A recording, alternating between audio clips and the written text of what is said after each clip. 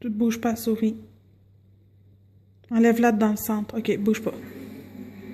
Dans notre travail, on s'est intéressé au projet de loi C-36 qui a été déposé à la suite de la décision de la Cour suprême dans l'affaire Bedford, qui venait invalider les dispositions qui criminalisent la prostitution.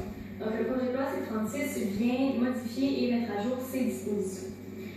Par contre, on ne voulait pas entrer dans le débat abolition, criminalisation, décriminalisation de la prostitution, qu'on trouvait très saturé et polarisé.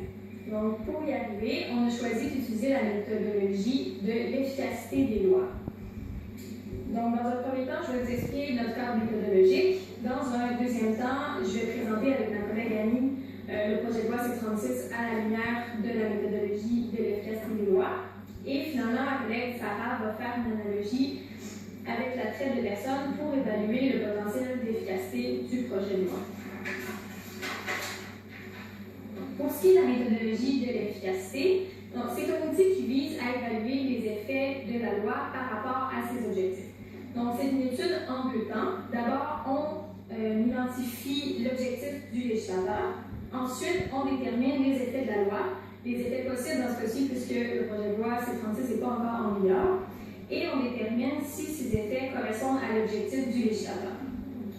On a donc évalué dans notre travail le projet de loi C-36 par rapport à lui-même, sans remettre en question l'objectif du projet de loi, ce qui nous permet d'évacuer les questions politiques et morales qui caractérisent le débat actuel sur la prostitution. Maintenant, si on examine le projet de loi à la lumière de cette méthodologie, il faut d'abord cerner l'intention du législateur. À la lecture du préambule, on a identifié trois objectifs, mais on a choisi de limiter notre analyse à l'objectif de protection des victimes de l'exploitation. Merci Léa. Donc, pour répondre à l'objectif, le moyen privilégié par le législateur est l'interdiction du développement d'intérêts économiques à partir de l'exploitation d'autrui par la prostitution. On peut voir que l'exploitation est un concept central du projet de loi C-36. D'ailleurs, il fait partie des objectifs du préambule du projet de loi, mais jamais on définit qu'est-ce qu'est l'exploitation. Une des difficultés qu'on a rencontrées dans nos recherches, c'est que le concept d'exploitation ne fait pas consensus. Au Canada, le Code criminel va offrir une définition de l'exploitation dans le contexte de la traite et du trafic de personnes, une définition à l'article 279.04. Au premier paragraphe, on va donner une définition de qu'est-ce qu'est une personne qui en exploite une autre, toujours dans le contexte de la traite.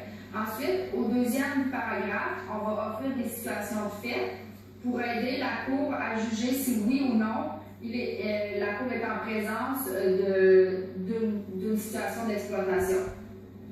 Au Canada, il y a seulement un jugement qui vient définir l'exploitation. Dans le jugement Urizar, on vient mentionner le concept d'emprise, toute la notion de contrôle et d'absence de choix pour la victime exploitée.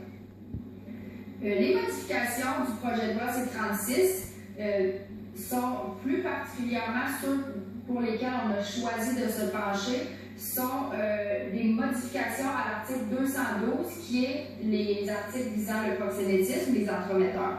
Avec les modifications, le proxénétisme devient une infraction et l'infraction de l'avantage matériel provenant de la prostitution en devient une autre. Donc, on peut être proxénète sans vivre des fruits de la prostitution et on peut avoir un avantage matériel provenant de la prostitution sans nécessairement être proxénète. On voit qu'il y a un effort de la part du législateur d'augmenter le nombre de condamnations et donc de viser la protection des victimes d'exploitation. On voit qu'il y a une simplification dans les infractions visant à ce que la transmission de la preuve soit plus facile à faire. Dans les infractions pour lesquelles je viens de vous parler, les infractions du proxénétisme de 286.3 et les infractions de l'avantage matériel provenant de la prostitution de 286.2, il y a une grande similitude avec les infractions pour la formulation de l'article 286.3, celle visant le proxénétisme, vient reprendre le même actus reus que 279.01 pour la traite et le trafic de personnes. Donc, on utilise